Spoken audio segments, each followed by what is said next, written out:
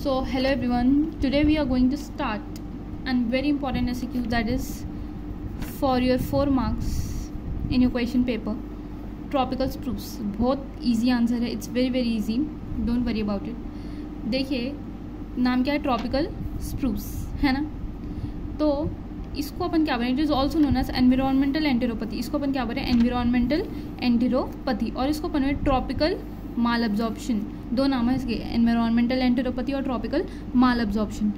It is a syndrome with unknown aetiology. जिसकी aetiology हमें मालूम ही नहीं है, ठीक है, जिसका कॉज हमें मालूम ही नहीं है, उसका वही सिंड्रोम है बोल के बोल रहे हैं. It is occur mostly in the tropical areas. ये कहाँ पे होता है, सबसे ज़्यादा ट्रॉपिकल एरियाज में होता बोल के बोल रहे हैं. It is likely the result of persistent और रिकरेंट बैक्टीरियल, वायरल, अमीबा और pancreatic infection. Bacterial infection, viral infection, amoeba infection, pancreatic infection, ये 4 इन्फेक्शन की वजह से जो है ना ये ट्रॉपिकल स्प्रूस होता बोल के बोल रहे हैं, ठीक है. तो और किसकी वजह से होता, देखिए associate with the folic acid deficiency. इसको हमेशा फोलिक एसिड की डेफिशिएंसी रह जाती. किसकी डेफिशिएंसी, फोलिक एसिड डेफिशिएंसी, ठीक है. Alter with intestinal mobility and persistent small bowel intestinal bacteria overgrowth. यहाँ पे क्या होता बोले तो जो इंटेस्टिनल का बैक्टीरिया है वो ओवरग्रोथ कर लेता. क्या करता, ओवर ग्रोथ कर लेता. आ रही बात समझ में. ऑल्टर्ड इंटेस्टिनल मोबिलिटी, और जो इंटेस्टिनल की मोबिलिटी थी वो ऑल्टर्ड हो जाती बोल के बोल रहे हैं. और जो स्मॉल बाउल इंटेस्टिनल बैक्टीरिया है था वो ओवरग्रोथ कर लेता बोल के बोल रहे हैं, ठीक है. फाउंड इन, क्योंकि अभी अपन ट्रॉपिकल पर, ट्रॉपिकल बोले तो समझ गए होंगे आप, ट्रॉपिकल एरियाज में found with in 80 degrees of equator.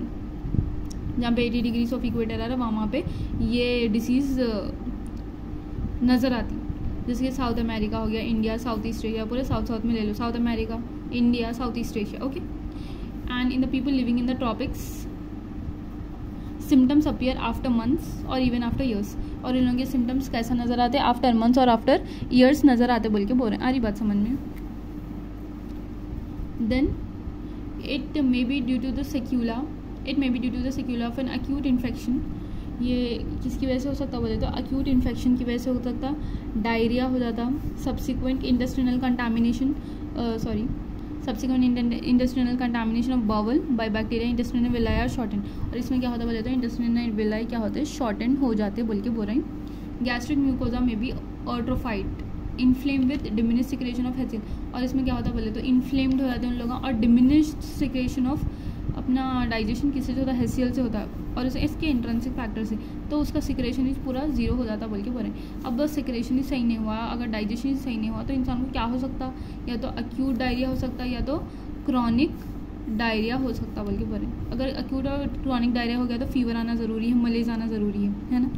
तो सपोज़ उन लोगों का डाइजेशन काम नहीं करा तो उन लोगों का वेट लॉस होना कितना जल्दी हो जाता, वेट लॉस बहुत, anorexia, loss of appetite, obviously ये चीज़ें होते रहते. वो कई को होते बोले तो जब न्यूट्रिशनल डेफिशिएंसी आ जाती, low level of fat soluble vitamin A, D के, B12, फोलेट, ये सब कम हो गया तो ऐसा ये चीज़ें होती. क्या क्या कम हो गया, fat soluble vitamin, B12, folate, low albumin, low calcium levels. अपने पास तो बैलेंस डाइट खाना नाम को नहीं मालूम है, तो कैल्शियम लेवल्स को मेंटेन करना चाहिए, लो एल्ब्यूमिन करना चाहिए, है ना. Next, thick and small bowel folds are imaging. तो ऐसा हो जाता बोल के बोल रहे हैं थिक एंड फोल्ड्स का.